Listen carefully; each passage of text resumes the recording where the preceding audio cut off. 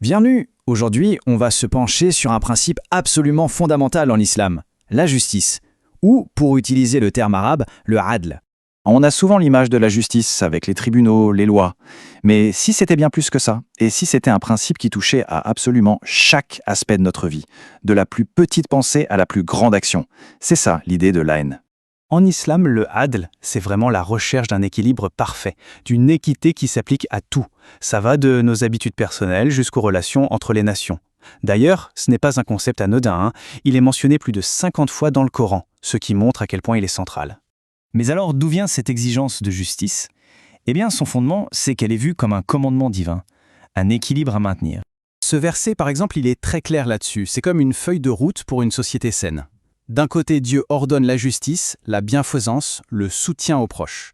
Et de l'autre, il interdit tout ce qui est immoral, mauvais, tout ce qui brise l'harmonie. C'est un rappel constant. Et là, attention, ça devient vraiment exigeant. Le Coran demande d'être des piliers de la justice, des témoins pour Dieu, même si c'est contre soi-même, contre ses propres parents ou ses proches. Ça demande une impartialité totale, sans aucun favoritisme. Et cette exigence va encore plus loin. Même face à quelqu'un qu'on déteste, la règle reste la même. Il faut être juste. Pourquoi? Parce que la justice est considérée comme plus proche de la piété. C'est une idée très puissante. Les principes avant les sentiments personnels. Alors, tout ce grand concept de justice, c'est bien beau, mais par où est-ce qu'on commence? Eh bien, ça commence par le tout premier cercle, le plus intime, la justice envers soi-même.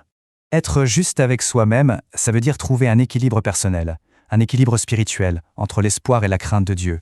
Un équilibre physique, entre l'action et le repos nécessaire. Un équilibre intellectuel aussi, entre l'apprentissage et la méditation. Et bien sûr, un équilibre social, entre sa famille et sa communauté. C'est donner à chaque partie de soi ce qui lui revient de droit. Et ça s'applique aussi à notre temps, qui est vu comme une ressource précieuse qui nous est confiée. Il faut l'utiliser justement. D'abord les obligations religieuses, ensuite le travail ou les études, puis, très important, le temps pour la famille et les amis, et enfin, ne pas s'oublier, avec du repos et de la détente. C'est un tout. Une fois que cette base personnelle est posée, le cercle de la justice s'agrandit naturellement. On arrive à l'unité centrale de la société, la famille. Une petite histoire illustre ça à la perfection. Un jour, un homme est en présence du prophète Mohammed, que la paix et le salut soient sur lui. Il a ses 2 fils avec lui. Il en embrasse un, mais il oublie l'autre. La réaction du prophète est immédiate. Il lui pose cette simple question. « Pourquoi n'as-tu pas été équitable entre eux ?» Cette petite phrase, elle est tellement forte. Elle nous apprend que la justice, elle se joue dans les moindres détails, même dans un geste d'affection envers ses enfants. Cet équilibre est aussi au cœur de la relation de couple. Les droits et les devoirs des époux sont pensés pour se balancer, pour créer un foyer rempli d'affection et de sérénité, basé sur le respect mutuel. Alors, après l'individu et la famille, on élargit encore le cercle pour voir comment cette justice s'applique à la société tout entière. Prenons l'économie, par exemple. C'est un domaine très concret. D'un côté, il y a le riba, l'usure ou l'intérêt, qui est strictement interdit. Pourquoi? Parce que ça crée de l'injustice, ça permet à l'argent de générer de l'argent sans effort, creusant les inégalités. De l'autre côté, il y a la zakat, l'aumône obligatoire. C'est un système de redistribution des richesses pour aider les plus pauvres. Le taux standard de la zakat sur l'épargne, c'est 2,5%.